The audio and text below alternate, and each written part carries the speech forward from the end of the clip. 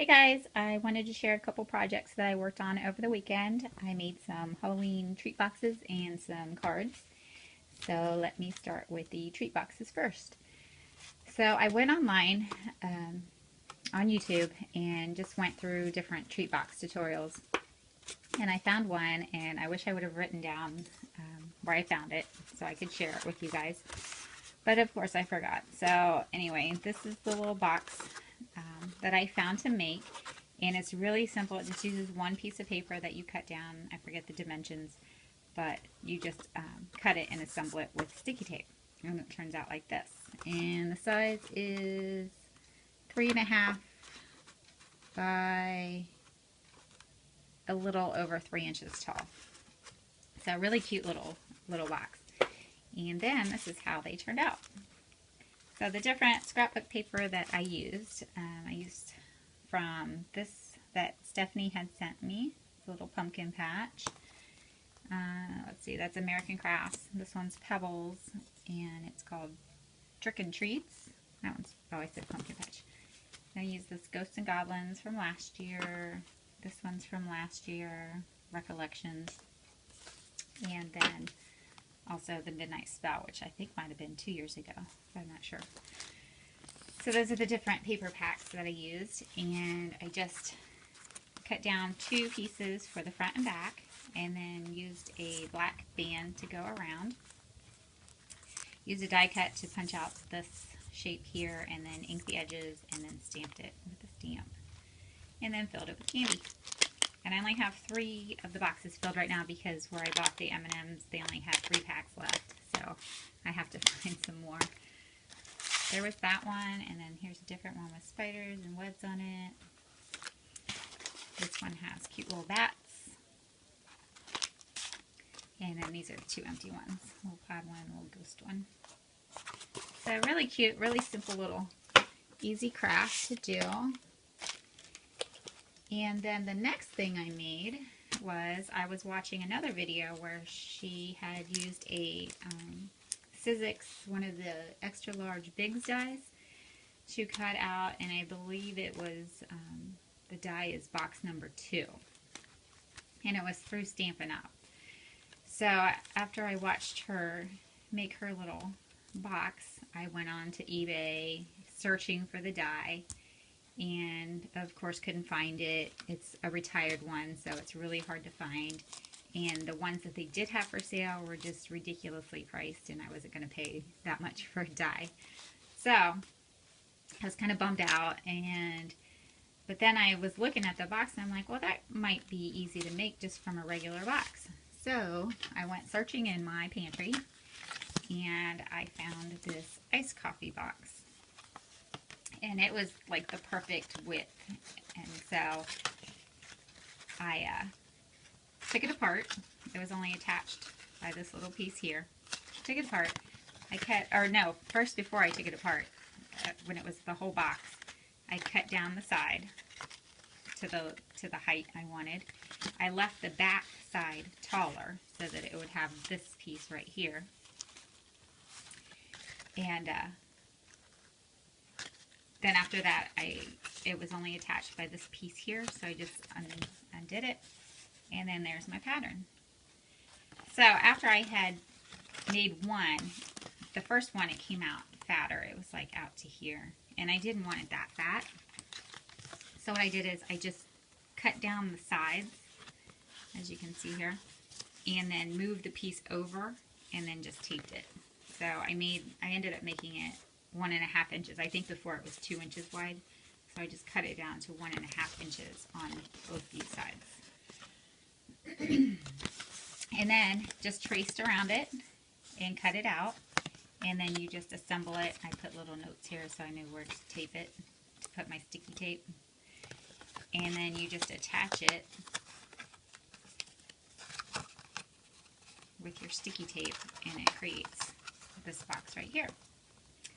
And then for the oval, after I assembled it, I used my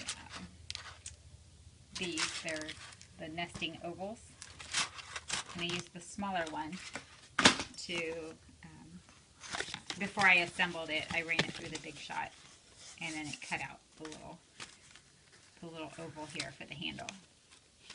So I made 2 of these and then just put them back to back like that. And then you just use different scrap paper to cover the box. And then I added this little felt guy here, a little cute. I found him at Joann's. There were some owls and some bats. And then this little tag from one of the packs, they had die cuts in it. And then attached it with this clip here and filled it with candy. So it came out really cute, and I was really happy with that. And like I said for my last video, I like cutting things out, so this was no big deal for me to just trace around. I think I made 2 mistakes before I finally got it right. After I cut everything out, I was running one of them through to make this oval. I had a paper clip holding these 2 together. Well, when I ran it through the Big Shot, the paper clip actually cut off the corner of the box. So yeah, that was not fun. So I had to start all over again. But it's really cute, and I think I'm going to give this one to his teacher. This will be her box instead of the little fall ones that I had made. I wanted to give her something a little bigger since she's his main teacher. So anyway, that's how I did that little box. So look in your pantry if you want to make different little treat boxes and see what you can find. So that's it for the treat boxes. And now for my cards that I made. This first one is really simple. This is a, let's see, it's 5 by 6.5 card, black card. And I just used different scrapbook paper, layered it on here, put a piece of tulle across here, tied it in a bow. Then I used one of my punches to punch out this scallop circle in glitter paper. Stamped this image on white paper and then just punched it out with my circle punch. And then added the sentiment down here and some little rhinestone gems down here. So really simple little card there. And then next I made a tag.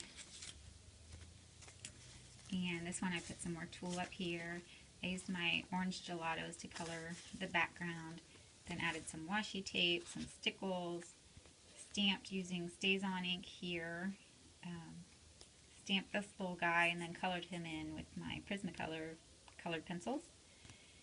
Added this stamp back here, these dimensional bats. This one's a flat bat that I just stamped. This little dimensional moon, more washi tape and stickles down here. And I actually popped him up on Pop Dots, so he sticks out a little bit. And then there's the back. So a simple little tag there. And then finally, my last card. For this, I did some layering with the different scrapbook papers. So like this green is a separate piece, the orange is separate, the purple is separate, but this here is all one piece. And I thought I had a piece in here. Oh, here it is. So that's what it looked like. And I cut this one too short, so I had to redo it. But I just used that whole piece there, and that way it gave me my sentiment instead of having to stamp it. Added these black bead trim here. This I saw, this purple ink technique I saw on a card. I forget where I saw it. It was online somewhere. And I thought it was really neat. So I hand cut my own cloud piece and then just you ink over the edges. Does that make sense? And it creates a mask of where the cloud was. So I thought that was a really cute idea. And I decided to do it on book paper to make it even more cooler. This is a Whimsy Doodle stamp that I colored with my colored pencils.